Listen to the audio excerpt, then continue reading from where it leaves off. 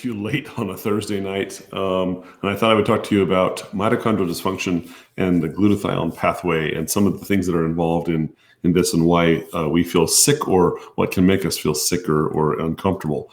And so I thought that's one of the things that I would talk about this evening as I dive into some of the components that relate to the methylation cycle, the folic acid cycle, the homocysteine methionine cycle, these cycles that occur cellularly inside of every cell in the body, and talk about what's happening and why, and some of the things that people experience that they never truly see resolution from, and why they may not see them.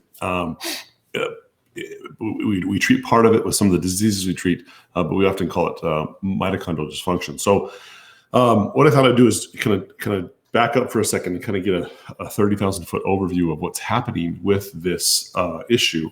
And so let me pop up here on the screen. So mitochondrial dysfunction, the mitochondria is one of essentially like a carburetor inside every cell of the body. And that mitochondria, when it functions, if it's producing fuel, and the mitochondria, if you think about older engines, if you are a car person at all, the carburetor sits on top of the engine and it mixes the fuel, it mixes the oxygen with the gas. And if the mixture is right, the mixture of gasoline to oxygen, then the engine purrs. But if the mixture is off, then the engine sputters and doesn't perform as well. And similarly, every cell in our body has a mitochondria that acts kind of like a carburetor, and it filters fuel. It allows the body to function either with fat or with glucose or even protein. And it helps to function that way. It helps the body to do the correct fuel mix.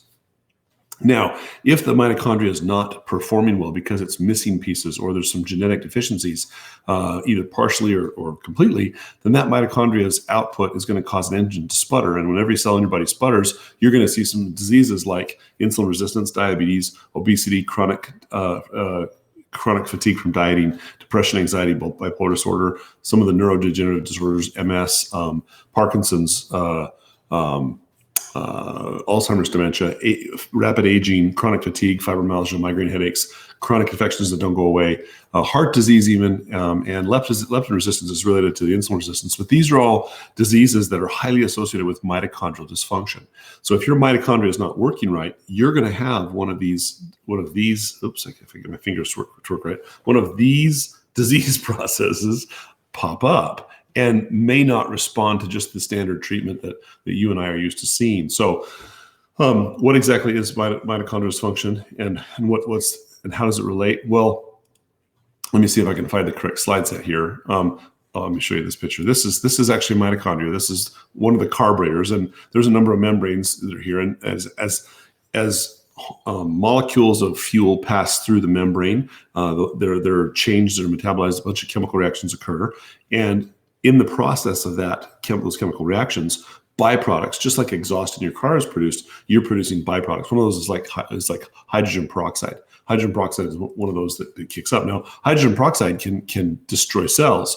So your body makes glutathione to decrease these superoxides, to knock out the excess hydrogen peroxide that's being present. So let me show you this here. This is, and you don't need to see the whole slide set or understand the whole thing, but essentially you have this oxidation that occurs where you have hydrogen peroxide. I don't know if you can see my mouse there on your little screen if you're using on your phone, but glutathione peroxidase actually converts the extra oxygen molecule, which is what I call a superoxide. It's an extra oxygen bound to water, which creates hydrogen peroxide. And the glutathione peroxidase actually converts it to water, and it uses glutathione. It's either oxidized or unoxidized, and it pulls it from an unoxidized state to an oxidized state. And then that glutathione is then shifted back to an unoxidized state by NADP, and there's some enzymes that play a role there. And you can actually have enzyme deficiency like G6PD deficiency, which is one of the reasons that cells don't work. It can cause poor oxygenation in red blood cells. There's a whole series of diseases that can arise because your body can't decrease or take that extra oxygen particle and get rid of it. And so this is where glutathione plays a big role and plays an important process in this. Now, how do you get glutathione? Well, there's a number of studies that have shown supplementing glutathione doesn't always work. You can take a bunch of glutathione, but it doesn't always help people. And they don't always get benefit from that. So let me see if I can find the slide that works here for this, that shows this more clearly. Well, let me back up a little bit. How do you know if you have this issue? How do you know? Well, one of the things that we saw is thyroiditis or thyroid problems arise. And so if you have if we've treated your thyroid correctly, but you're still producing extra reverse T3, and let me show you, this is part of the thyroid function. Oops. Let me see if I can get it to work here. There we go. Let's see if this works better. Okay, that way it's a little more clear. So this is the hypothalamic pituitary thyroid axis, and in this axis, your body creates thyroid releasing hormone, which then stimulates the pituitary gland to produce TSH, or thyroid stimulating hormone. That then produces T4. T4 works from the neck up. And that tells your brain how fast the gas pedal is working. And then your body takes T4 and converts it into T3, and the T3 works from the neck down. That's the other hormone produced by the thyroid that actually then goes to the cells in the body. If for some reason the conversion process from T4 to T3 isn't working effectively, if the gas pedal is pushing but nothing's happening, same thing happens in the carburetor. When you push on gas and the carburetor speeds up but the engine doesn't speed up and it sputters, that means that what happens is you're not getting a good conversion and you end up overproducing T4 or what's called reverse T3. Now that can happen because of insulin resistance that has an inhibitory effect on the brain, increases thyroid antibodies, increases leptin, which then inhibits that conversion. And this is where leptin resistance kicks in, and then creates this large amount of this product called reverse T3. So if you're pre-diabetic, diabetic, or have diabetes that's poorly under control, if you have migraine headaches, if you have fibromyalgia, these are all driven by poor mitochondrial dysfunction. And if the conversion process isn't happening in the cell, that's a flag in every cell in the body that, hey, the mitochondria may not be working right. You may be pushing on the gas pedal, but you're not getting a release. And so that reverse T3 is a flag that goes up and says, hey, something's wrong. Now, if I look at your blood test and your reverse T3 is high and your T3 level, this T3 level is low, I know, hey, it's just a thyroid production issue and I can give you hormone. But if your T3 is normal, but your reverse T3 is still high, that's the big flag that says, hey, we're making the hormone, we're pushing on the gas pedal, but the mitochondria is producing a bunch of exhaust that's slowing down our ability for the engine to function, if that makes sense. So I hope that's kind of clear and gives you some direction. So we use this reverse T3 as a flag to determine, is the mitochondria broken? Is it having a problem? So I hope that kind of gives you an understanding of what that means there and what's occurring. So the last thing I want to do is look at a slide set here. So what exactly is it doing and how does it work? And let me go back and see if I can find what's happening. Let me go to this slide here. So the other day, we looked at this slide group right here, and I'm going to open this up so you can see it. So the other day, we looked at this process. We looked at the conversion of folic acid right here to L-methylfolate, or 5-methylated tetrahydrofolic acid, and how it converts homocysteine and allows the homocysteine level to be appropriately converted so that you can actually create cysteine. And then cysteine goes on to be turned into glutathione. And let me show you that slide here, if I can get the right one. This one here. So what we do is, let me pop this back up here. So you can see that cysteine we just talked about is then converted it's bound to glutamic acid, and then that's converted with an added glycine into glutathione. Now glutathione then is the molecule that can break down hydrogen peroxide. So it kind of works in and around the mitochondria and sucks up that extra oxygen particulate so that you're essentially pulling off the exhaust from the mitochondria or the cell, or that carburetor essentially, and allowing that carburetor to run efficiently and really smoothly. So you gotta have adequate folate, you gotta have adequate B12, you have to have adequate B2, and you have to have adequate B6. Those vitamins are all essential. And then you've got to be able to appropriately make that glutathione. And then that glutathione can do its job. Well, what we find in a lot of these disease processes like fibromyalgia, chronic migraines, thyroiditis, and insulin resistance, and all the components that go with that, like diabetes, is that that change in the thyroid function, that change in the insulin and the leptin levels suppresses appropriate creation of the glutathione. And so you start to see fatigue, you start to see muscle aching, you see fibromyalgia, you see all these symptoms happen. So we then need to appropriately supplement or help that system bump up. So we're looking for genetic deficiencies. That's what the MTHFR test is we talked about last time. There can be some other issues that you can look for, which are other genetic tests that help us find those. And I won't go into that this time. We'll look at that on another day, because that's a whole other topic on SNPs and looking at what those are. And I know I'm talking probably above a lot of people's heads, and I don't mean to do that. But what I want to try to get to is that the very simple process, if your folic acid and your B12 are correct, and you're appropriately supplementing that folic acid, then you're going to create glutathione, and it's going to help diminish dramatically a lot of the symptoms that arise with chronic fatigue, fibromyalgia, Lyme disease, and the migraine headaches and all those kind of things. So we want to ensure that that's the case. Now, that then means you've got to have, to get glutathione operating correctly, you've got to have adequate selenium. You've got to have adequate CoQ10.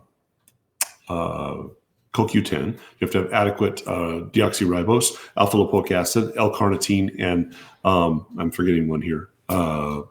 Essentially, those vitamin supplements play a big role in allowing that to work correctly. So the important component of that is, let me see if I can find the slide that helps you understand that more clearly. Or did I hide it?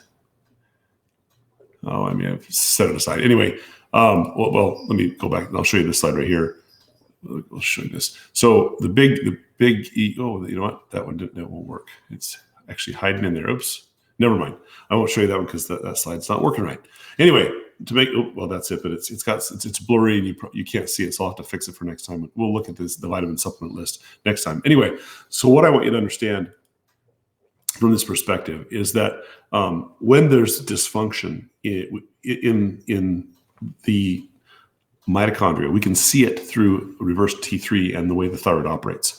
If we see it there, then we can ensure that we're looking for the adequate substrates. If we check a B12 and a folic acid and they're slightly low, that tells me that there's a problem in the conversion or the methylation pathway in regards to making glutathione and making and converting those processes to work correctly. If that's the case, then we can actually give you some supplementation that helps with that, or we can identify where we may be able to help in that process. So the challenge is it's not an easy fix. A lot of people come and say, well, what do I do to fix it? Well, it could be multiple areas that are broken. The big issue is understanding that if you're feeling these symptoms, there's a reason.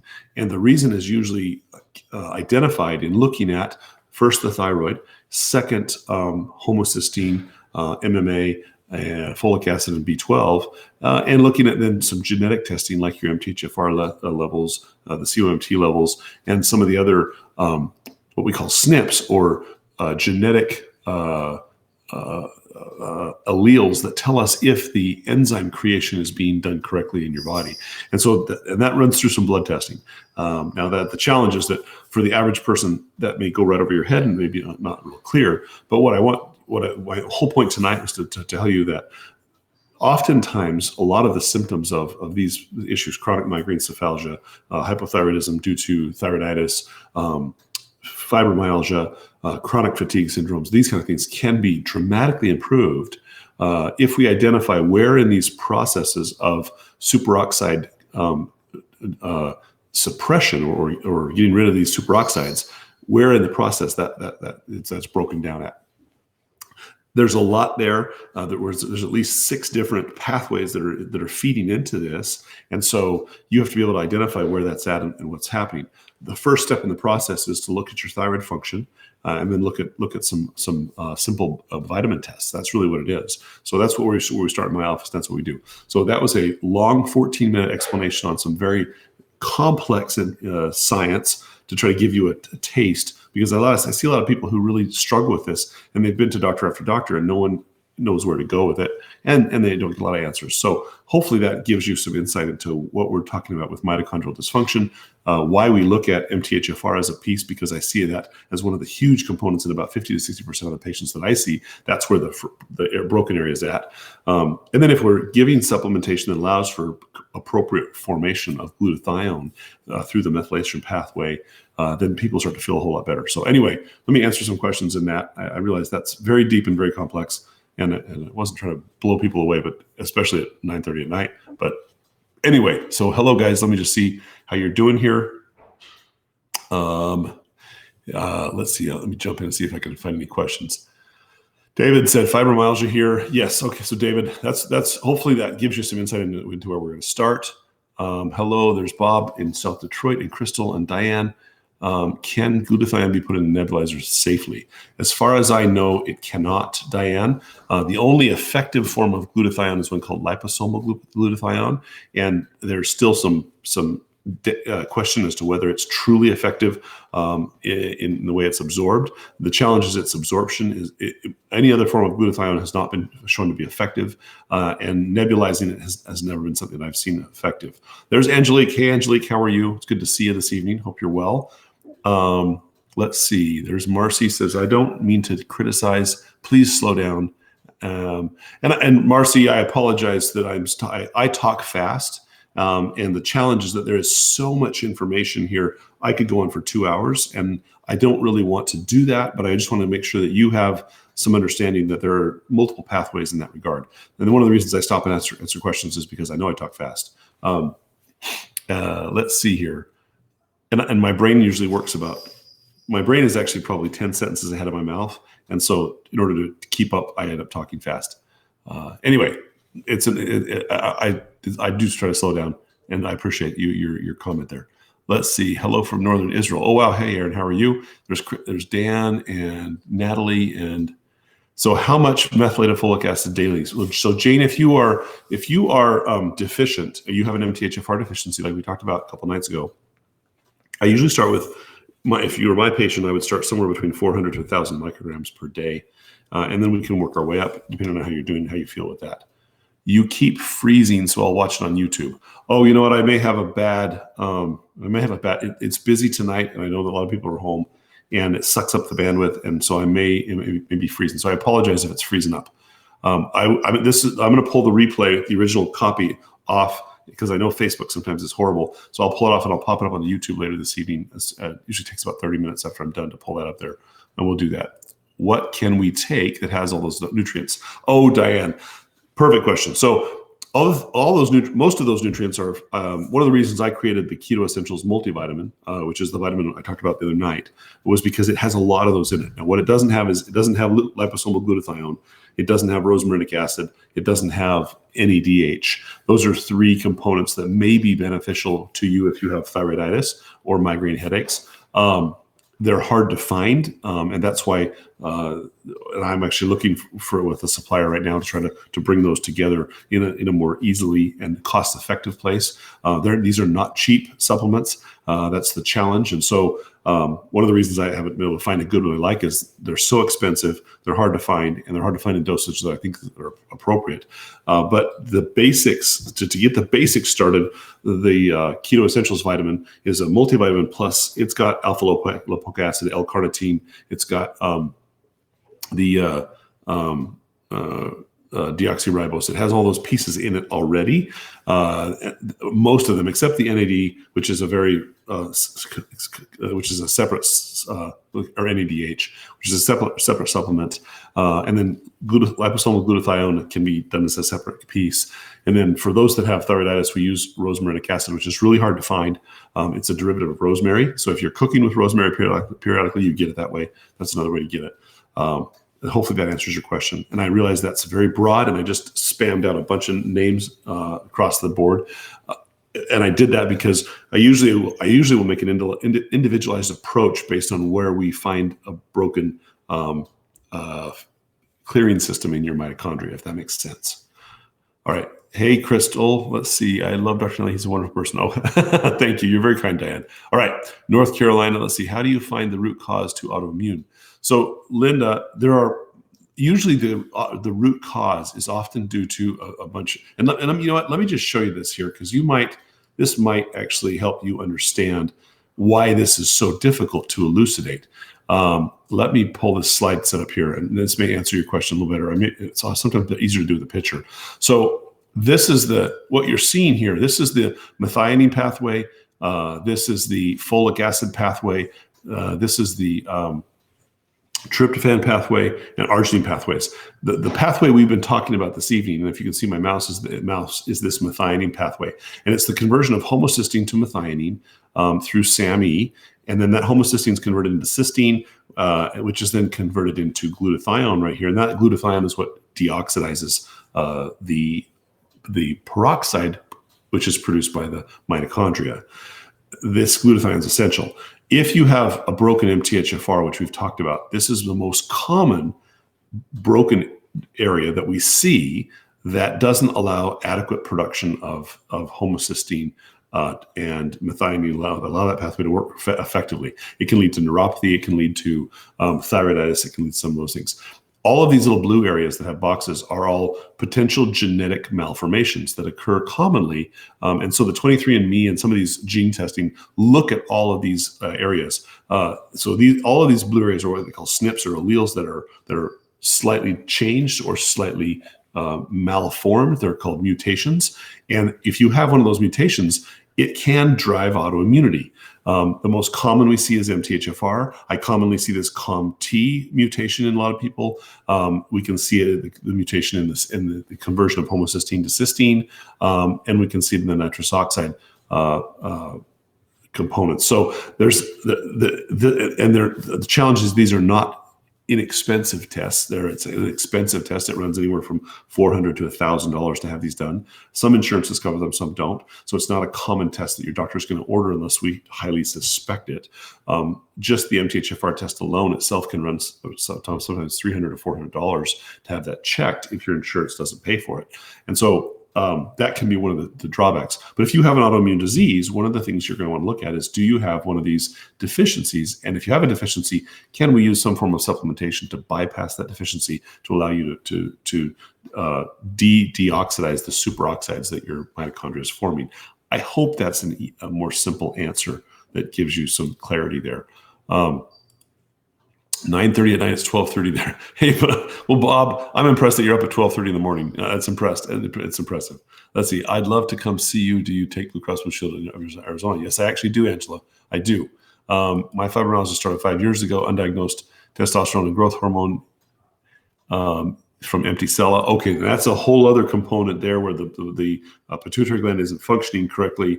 And the pathway is that because your pituitary is shrunken up, you have poor pituitary function of some of the precursor molecules that make that thyroid gland function. And so sometimes we have to supplement specific hormones to fix that part of it, David. So if you have an empty cella problem, then you're not producing thyroid releasing hormone correctly, or TSH correctly, or some of the other hormones that come from the front or back into that pituitary gland, if that makes sense. Let's see, not much help for tracheal stenosis. Unfortunately, Sharon, not much in this one here. I wish there was a better answer for that one. Menopause and UTIs. So menopause is driven because the sex hormones are either underproduced because your ovaries are giving out, and UTIs can often be the same issue. If you're not producing enough estrogen and progesterone, I guarantee you're going to have bladder leaking and bladder infections. Good, let us know. Okay, good, let's see here. Can I become your patient online? Well, the one challenge, Sheena, is Arizona law requires that I see you face-to-face at least once a year. And so I do online services, but I have to actually physically see you face-to-face to get established and things of that nature. So there are some nuances to it. If you want to know about it, check out my website, docmuscles.com. Click on the telehealth or the telemedicine button, and it'll give you the information about it. And then you'll need to call my office and set that up, because my staff has to give you some instruction on that. Have hypothyroidism and Hashimoto's. The AP diet helped me a lot. Are there vitamins that help Hashimoto's? Yes, the ones that help Hashimoto's are liposomal glutathione and rosmarinic acid, in addition to making sure that your selenium, your magnesium, your alpha lipoic acid, L-carnitine, and NADH are actually appropriately dosed as well. I have United Healthcare. Sheena, you're gonna have to talk to my staff because about the nuanced plans on that. So it would be something you need to call them and talk to them about. Do you outgrow thyroiditis when on treatment? I have patients that when we treat them, their thyroid antibodies return to normal when we use adequate supplementation. And I was told in medical school that never happened, and I've seen it multiple times over and over again as we've used the appropriate supplements to help this. What if I found rosmarinic acid, but it's a lower dose than recommended? It's still helpful, Sarah. I found that rosmarinic acid is still helpful. I have patients that can't find it or can't get it. It's too expensive. And so I have them cook with rosemary 2 or 3 times a week. And that seems to be effective also. Could the improper removal of dental mercury fillings cause fibromyalgia? David, there's some correlative data that implies that, but I've never seen a study that shows it causative. The mercury can cause toxicity, and that toxicity could be playing a role in regards to the poor clearance. So could it be mercury fillings? That's a possibility, but if they've been removed and you're still having the symptoms, then that either the heavy metal is still there in some capacity, or you have another component that's causing that to be a driver. Might be coming to Arizona when this lifts. On Medicare, says Diane. I accept Medicare, yes, and TRICARE, yes, I do. Let's see, China Grove, North Carolina. When people ask what I'm doing to lose weight, I unload on them as much keto information as I can before they lose interest. I talk fast. I do the same thing, Dennis, and people go, "Oh no, he's talking about keto again." Yeah, that's one of the things that happens to me. Awesome, you're very welcome. It's only 1,000 miles away. It's worth it. Is intravenous glutathione beneficial? Angela, I have never seen a study that showed it to be beneficial intravenously because it has to get into the cell. It's intracellularly, so you have to be able to get that glutathione into the cell. So whether you put it in the mouth, push it in the stomach, or push it in the veins, you've got to be able to get that glutathione into the cell. And so the only form that's shown any uptake correctly is the liposomal glutathione form. But then again, it's not always absorbed identically in every person. So there's still some nuance with that in that regard. So I find that I recommend the liposomal glutathione. It is beneficial for a lot of my patients. But again, if you look at the study, not everyone absorbs it the same. And we don't fully understand why yet. That's one of the challenges we have. Well, you guys are up late. You listened to a very in-depth, high-speed lecture from Dr. Nally about antioxidants and mitochondrial dysfunction. If you've got any other questions, pop them up there. I'll try to answer them for you. Otherwise, some of you who are on the East Coast probably need to go to bed, like Bob. If Bob's still there, he's probably exhausted, holding his eyelids open with toothpicks. All right, let's see. We'll pop any more questions up in there if you have them. I know this is a deep topic, and I was worried that it was going to be too deep. In fact, last night when I was going to try to come on, I got sidetracked and wasn't able to come on last night. But I wanted to talk about this, and I realized this is so deep that I had to have enough time to really get into it. For sure, high speed, yes, for sure, high speed. Some people actually tell me they put the YouTube on and they turn the speed down so they can listen, which is kind of funny. Let's see. Are your vitamins good for menopausal women? Absolutely they are, Lisa. Yes. The answer to that is yes. Any mitochondria, oops. Oh, it shifted so fast I missed it. Any is ADHD? Yes, ADHD is we find that ADHD is one of those components. Autism, ADHD also does respond when we treat mitochondrial dysfunction. It does seem to improve. ADHD is multifactorial, as is autism. But this is one component that helps it. Crystal says she loves these lives. I'm glad, Crystal. Thank you.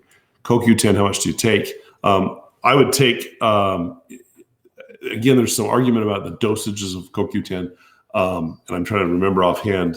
I think it's about, is it 10 international units? I think it's 10 units. I'm going to have to look that one up. And I will go into CoQ10 on another night about dosages and things of that nature. Usually if you buy CoQ10, it's the recommended dose on the bottle is the usual appropriate dose, and I think I want to say it's 10 or 20. I can't remember. It's late tonight. It's 9:30, and my brain's not working. Oldest son is a third-year ER trauma doc. He's okay with me doing keto, but he rolls his eyes at a lot of what I talk about. He says it's all anecdotal, and he will only accept papers and research. Well, Bob, let me. So your son understands. My son was doing a research paper, and he was really upset about having to do references for his research. So let me tell you, this is my book that I wrote, The Keto Cure, and there are 19 pages of references, all research, primary accepted research, published research that we used to write this book. I'm not going to tell you anything that doesn't have a research paper. There's a bunch of guys out there trying to sell liposomal glutathione. What I want you to be aware of is that the paper says that some of us absorb it well and some of us don't. That's what the research says right now. The rosmarinic acid has been shown to diminish thyroid antibodies. There's a paper on that. As we talked about, there's papers on using CoQ10, there's papers on magnesium, there's papers on alpha-lipoic acid and how it helps to absorb these other components. There's papers on magnesium and how it helps the mitochondria as well. There's a number of those that play a role there. So anything I'm going to tell you, and one of the reasons that I may or may not come on one night is because I'm trying to find the research study so I can make sure it's available for those that may ask that question. I'm not going to tell you something that's not been written up in the research in some place, that we have a study that's at least worth referencing. And so I hope that hope that's clear. Excuse me as I'm having my allergies cause me to lose my voice. Do you know of a doctor in Western Canada like me? Jane, Western Canada. I don't know if I can't remember if Jay Wertman is on the western side or the eastern side. Jay Wertman is a great doc up there, and sometimes he's on here watching these. Sometimes he throws stones at me. He's a good guy. No, I like him. He's great. I want to say he's on the West Coast somewhere. I can't remember where he's at, but he's a great keto. He understands ancestral diets, ketogenic diets, and he does a really nice job. So he's a very intelligent guy, but I can't remember where he lives at. Wertman, W-O-R-T-M-A-N. His first name is Jay. Let's see. You are very welcome, Nita. Let's see. Melatonin okay for people with Hashimoto's? Absolutely, it is. Hello, Paula. How are you? Any connection between mitochondrial dysfunction?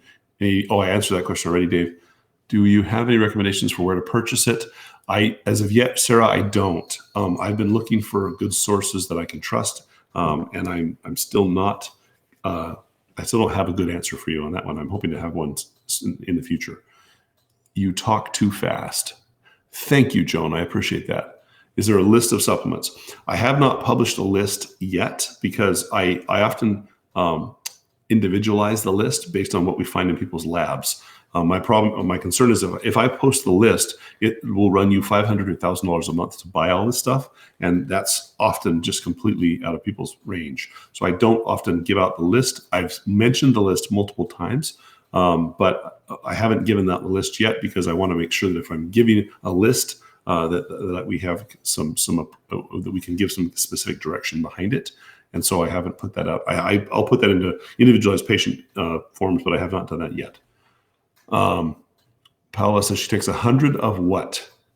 I'm not sure what you take 100 of. Let's see. I have the book. Loved it. Oh yes, yeah. Bob, show him the reference pages. Every chapter has. I think we've got at least 14 or 15 references with every single chapter that are there. There's literally 19 pages of references. I can't remember what the total references are there, but it's all based in primary published research. Is there any help to cure type 1 diabetes? Well, it really depends on the cause of your type 1, Dave. If you truly have autoantibodies that have killed all the pancreas, the answer is no. But I have some patients that are type 2 that act like type 1, and so those patients will improve, yes. But for those that are type 1 diabetics, what I usually find is that treating it with a ketogenic diet, they decrease their insulin need by down to a third of what they were taking before. So it's dramatically helpful, but there's no cure yet that I'm aware of. Let's see. Of CoQ10, it's a good base dose. Yes. Oh, 100 milligrams. Pardon me. Yes. Base dose. You know what? It is 100, isn't it? It's 100 milligrams of CoQ10, not 10. Thank you. Jay Wertman. Is it okay? Thanks, Jane. He's in Vancouver. Yes. Jay is great. I know Jay. He's great. Good guy. Great doctor. Great clinician. Very intelligent. So if you're in the Western Canada area, check out Jay in Vancouver. All right, you guys. I hope you're having a good evening. I am going to sign off because it is late, and I'll roll this over to YouTube, especially if it's been kind of sketchy or scratchy. That way on YouTube, it'll have the clear component to it, and we'll go from there. You guys have a great evening. Remember, keep the fat high, keep the carbs low, and pass the bacon, and we'll talk to you tomorrow. Take care. Good night.